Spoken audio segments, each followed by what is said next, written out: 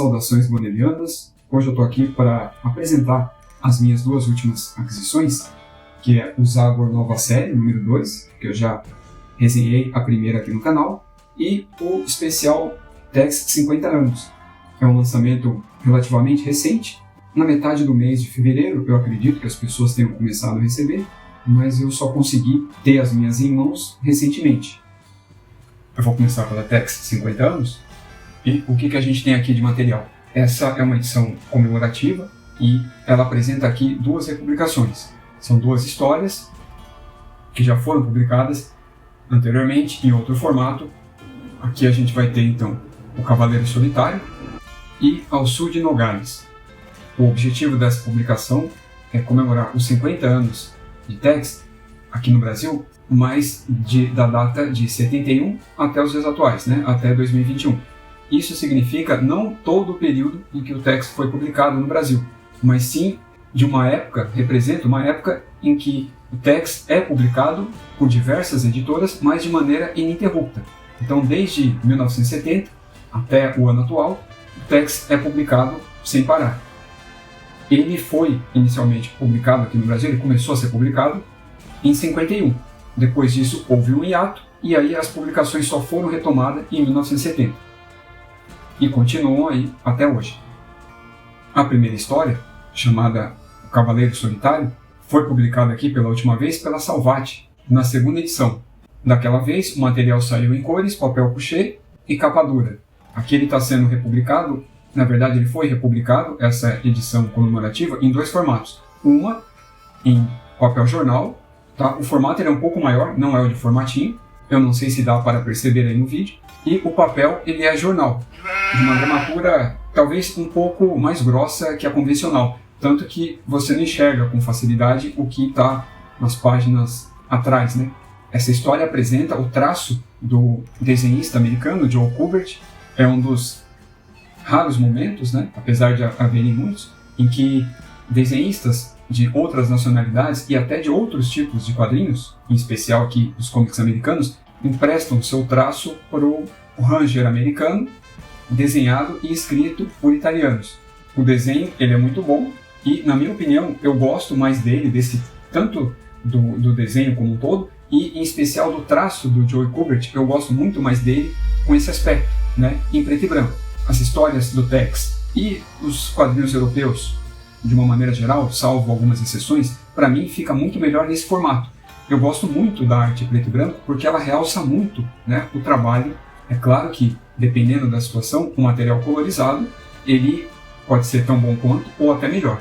Mas no caso do Text e, em especial, no caso aqui do Joe Kubert, eu acho que a arte preto e branco valorizou ainda mais a arte dele. Observem esse aspecto dessa página aqui da chuva. Ela é diferente do material colorido. Observem aqui a comparação entre as duas páginas. Enquanto esse material aqui, ele representa já um quadrinho de uma maneira muito mais tradicional, segundo o formato que a gente conhece hoje em dia, que é o quadrinho colorido, colorizado, aqui você tem uma perspectiva melhor e um detalhamento maior, principalmente pela presença, o elemento chuva, que, na minha opinião, ele representa o que o autor, o desenhista, aqui no caso, o artista, estava pensando na hora e o que ele planejou em desenhar, fazer naquele momento, em termos de storyboard. A presença do fundo e das cores, ela dá margem para você interpretar de duas maneiras. Ou ela enriquece mais a cena, trazendo mais vida pelas cores e até um certo detalhamento, ou o oposto disso. Ou ela acaba até deixando a arte do desenhista mais opaca, escondendo muitos detalhes da própria arte, justamente para dar ênfase na parte colorida. Um exemplo que eu vou dar. Aqui o quadro ele está um pouco menor em relação à colorida, mas a diferença ela não é tão grande, tá? Apesar da Text Gold ela ser muito maior em tamanho, em altura, os quadros eles têm praticamente o mesmo tamanho, a mesma proporção. O material colorido ele acaba escondendo alguns detalhes que o artista revela no traço, mas que a colorização ela não vai encobrir, mas justamente as cores podem distrair o olhar do leitor naquele momento que ele está acompanhando a história, preocupado muito mais com o enredo em si do que a própria arte, e escondendo alguns detalhes. Por exemplo, aqui a gente percebe a presença desses dois homens, As cores deixam bem claro nisso. Aqui, o fundo, na minha opinião, ele ganha uma dramaticidade maior. Mesmo que perceber esses dois homens ao fundo, principalmente esse segundo aqui, que ele está trajando azul na versão em cores, seja mais difícil, eu acho que a cena ela ganha uma dramaticidade muito maior no material preto e branco. E o mesmo acontece aqui na página seguinte. É inegável que o material colorizado ele deixa o aspecto muito mais atraente e muito mais chamativo, principalmente para novos leitores, para quem não acompanha os materiais da Bonelli, nunca leu Tex, ou para quem não tem o hábito de ler materiais em preto e branco. Só que a arte em preto e branco ela acaba realçando muito mais a própria arte. Esse quadrado, né, o quarto quadro aqui nessa página que equivale a 93 na Gold e 91 no formato da Mitos, observe, né, a diferença, né, de detalhes em relação a esse quadro aqui e esse daqui. O quinto quadro, né, ele preto e branco e isso daqui. Esse quadro aqui, ele remete muito mais aos primórdios, né, das ilustrações, dos quadrinhos dos anos 80. Lembra muito mais um Frank Miller, né, um Sin City, do autor, por exemplo, ou traços do próprio autor, do próprio Joe Kubert mesmo. Esse quadro aqui, na verdade, toda essa sequência, né, desde o começo do primeiro quadro até o último, o sétimo e último quadro, ele dá essa impressão, ele pretende passar essa imagem de sofrimento, de perda, algo semelhante. E, na minha opinião, esse objetivo ele é atingido com muito mais maestria nesse formato preto e branco. Eu acho que a riqueza em detalhes que a versão preto e branco passa, ela é maior e melhor do que a colorizada.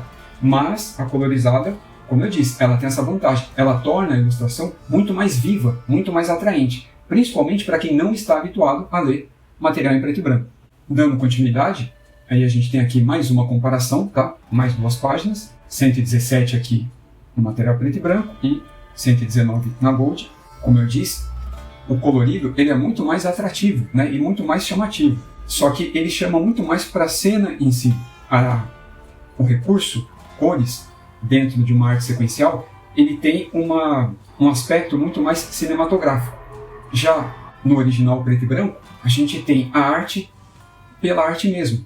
Não tanto uma aparência cinematográfica, ela não busca tanto uma semelhança a um enquadramento de um filme, por exemplo, apesar da linguagem da história, né, desse tipo de narrativa texiana, ela ser cinematográfica, mas a arte aqui, por exemplo, nesse quadro, ele fica muito mais pela arte em si.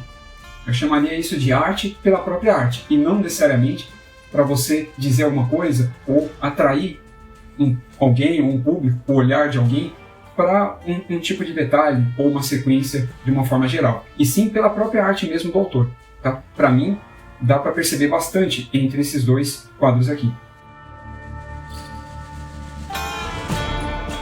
A próxima história é um material mais clássico ainda em relação à primeira história. Apesar do peso dramático da primeira ser maior, Ao Sul de Nogales ele é uma das primeiras histórias, né, que eu li do personagem e também uma das mais clássicas, né, principalmente por ele ter sido escrito pelo próprio Jean-Louis de Bonelli, o autor do Tex. E o desenho do Tisse ele é igual, ou melhor, para mim, né, apesar de serem estilos completamente diferentes ao do Kubert, a arte é igualmente boa à do anterior. Como eu sou fã de artistas europeus, então para mim a arte aqui ela é igualmente competente. Em alguns momentos, até mais, justamente por ela representar o personagem e o universo do Tex mais fielmente do que a do Kubert, que é uma releitura, né, uma reinterpretação de um mito europeu, que na verdade é americano, dentro do contexto histórico aqui. Essa história aqui, ela é, como eu já disse, né, extremamente clássica, faz muito tempo que eu a li. Eu a li em preto e branco mesmo, então não vai mudar nada em relação à primeira vez que eu li, tá? Vou reler com muito prazer, sem esforço algum, assim como a primeira. Mas a primeira, a do Cavaleiro Solitário, eu a li na época que eu adquiri a número 2 da Tex Gold, então não faz tanto tempo. Se eu não me engano foi na segunda metade de 2017 ou primeiro semestre de 2018, eu não me lembro agora qual é a data mais precisamente.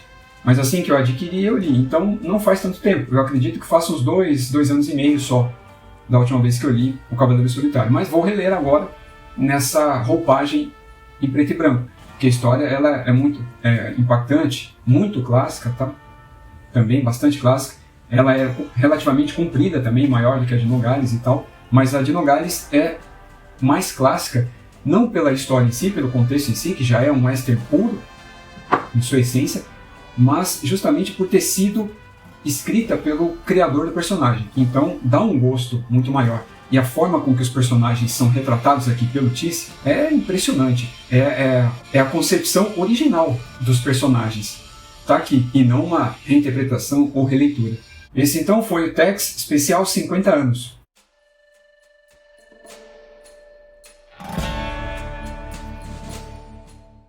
Como eu já havia dito, o Zagor número 1, nova série, eu resenhei já no vídeo passado, tá? Diferentemente daquela edição, que ela contempla apenas uma história mais completa, tá?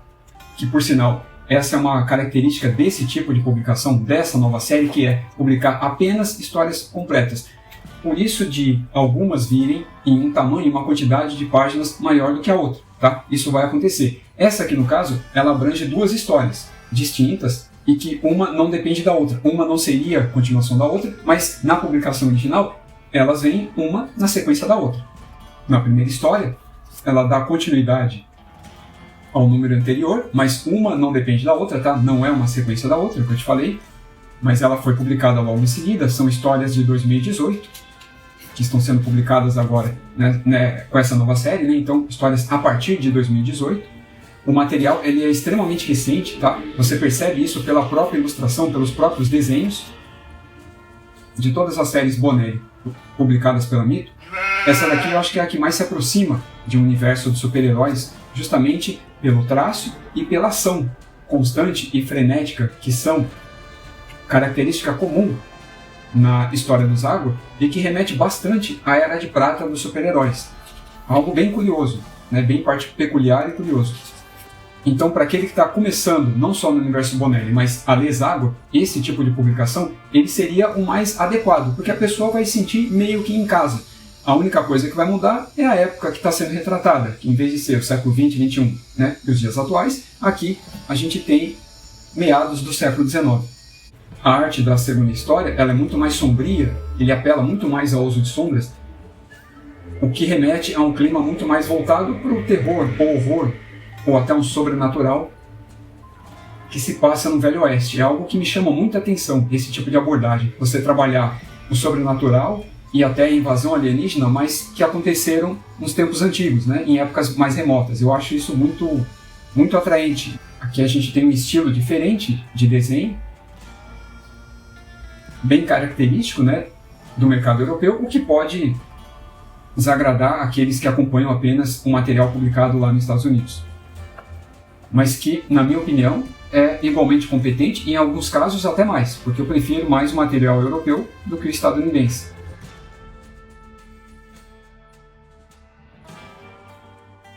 Então foi isso, esse foi o preview de Zagor Nova Série número 2 e Tex Especial 50 anos.